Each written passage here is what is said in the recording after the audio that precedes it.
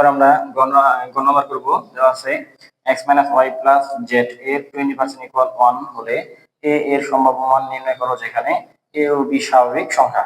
a O b স্বাভাবিক সংখ্যা, স্বাভাবিক সংখ্যা মানে কি 1 2 4 3 1 2 3 4 5 6 7 এগুলো, তাই না? ধনাত্মক যে সংখ্যাগুলো, হ্যাঁ 1 থেকে শুরু করে এরকম মান আসবে।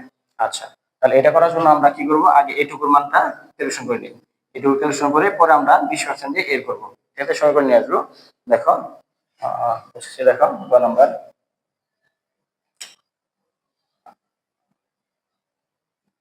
কি দেওয়া আছে এখানে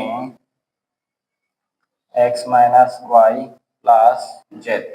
ওকে, তাহলে এই ক্যালকুলেশন আগে করে নিই আমরা। হ্যাঁ, তাহলে x এর মানটা দেখো খ নাম্বার আমরা করেছিলাম, ওই কাজটা আবার করব। 3a/2 plus 0.5b minus 3c/4 minus y, y এর মান কত 0.5a 0.5a plus 1.5b minus 0.75c, এটা হলো আমার ওয়াই এর মান প্লাস জেড এর মান। জেড এর মান কত 3b, জেড এর মান 3 প্লাস লাগবে না, এটা শুধু 3b লিখে হবে একটা পদ।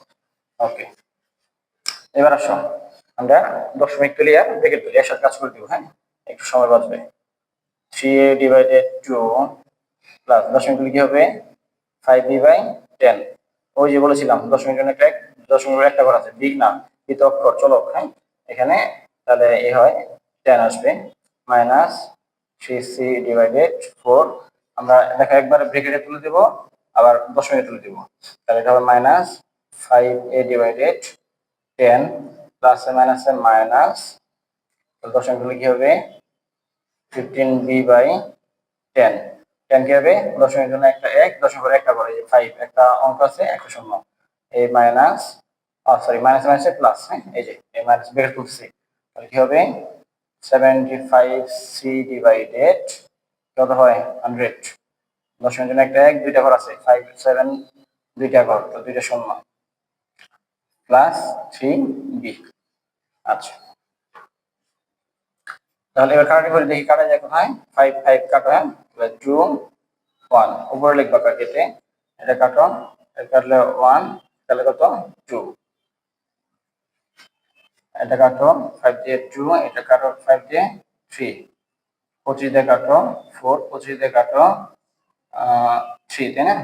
আচ্ছা, আর কাটাটি যায় না, তাহলে 3a divided 2 plus b/2 minus 3c/4 minus 1a, তাই না? আমাদের এখানটা এ হবে a/2 minus 3b/2 plus 3c/4 plus 3b। আচ্ছা, করলাম। এখন দেখো আমরা এর গুলো আলাদা করি, এখানে a যুক্ত, এই যে a যুক্ত, তাহলে a গুলো আলাদা করি, b গুলো আলাদা করি, c এর গুলো আলাদা করি, তোমাদের ক্যালকুলেশন সহজ হবে। সবগুলো একসাথে করলে একটু জটিল হবে ক্যালকুলেশন।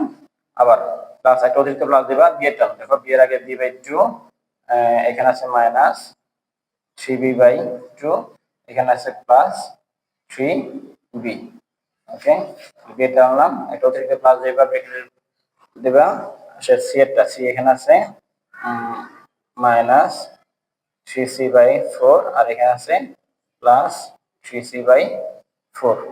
ওকে, এখন দেখো এখানে মাইনাস 3c/4 আর প্লাস 3c/4, তাহলে কি হবে একই যে রাশি, তাই না? এটা প্লাস এক মাইনাস এটা প্লাস, বিয়োগ হয়ে কি হয়ে যাবে, এটা না তার মানে শূন্য হয়ে যাবে, এখানে কি হয়ে যাবে, এখানে শূন্য হয়ে যাবে। আচ্ছা, তাহলে এখানে থাকতেছে কি দেখো লসাগু করি, 2 2 দ্বারা ভাগ করলে 1, 1 দ্বারা 3a কে গুণ করলে 3a মাইনাস 2 দ্বারা 2 কে ভাগ করলে 1, 1 দ্বারা a কে গুণ করলে a। এখানে দেখো 3b এর নিচে একটা 1 আছে, 2 2 1 লসাগু কত আসবে 2, 2 দ্বারা ভাগ করলে 1, 1 দ্বারা b কে গুণ করলে b মাইনাস 2 দ্বারা 2 কে ভাগ করলে 1, 1 দ্বারা 3b কে গুণ করলে 3b প্লাস 1 দ্বারা ভাগ করলে 2, 2 দিয়ে গুণ করো 6b। আর এখানে কি হলো যোগ শূন্য হয়ে গেল। হ্যাঁ, ওকে, তাহলে এবার আমরা আসি 3 এ থেকে একটা এবার যাবে, তাহলে কি 2a ডিভাইডেড 2 প্লাস 6 আর 1 7, 7 থেকে 3 বাদ যাবে, হ্যাঁ, তাহলে 4, হ্যাঁ 4 থাকবে। দেখো এই যে প্লাসের 6, এটাও কিন্তু প্লাসের 6টা আর একটা 7টা, 7 থেকে 3টা বাদ যাবে, হ্যাঁ, তাহলে প্রায় 4টা এটা রইল। তাহলে এখানে আমরা 2 2 কেটে দিতে পারি, থাকে কি a, আর এই 2 দিয়ে কাটলে কত থাকবে 2 প্লাস কি 2b। এটা হলো আমার এটুকুর মান। এখন আমার প্রশ্নে কি চেয়েছে, বলেছে এত এর 20% সমান হলে a এর সম্ভাব্য নির্ণয় করো। তাহলে এটাই করি। সুতরাং x minus y plus z এত এর 20%, হ্যাঁ 20% ইকুয়াল এত। তাহলে আমরা এখানে দেখো এটার মান পেয়েছি, হ্যাঁ a প্লাস 2b। তাহলে a plus 2b A bracket দিতে হবে, হ্যাঁ পুরোটা মিলে একটা পদ বরাবর এখানে পার্সেন্ট হলে কি হবে, উপরে 20 নিচে 100, পার্সেন্ট হলে নিচে 180, তাই না, এটা আমরা জানি।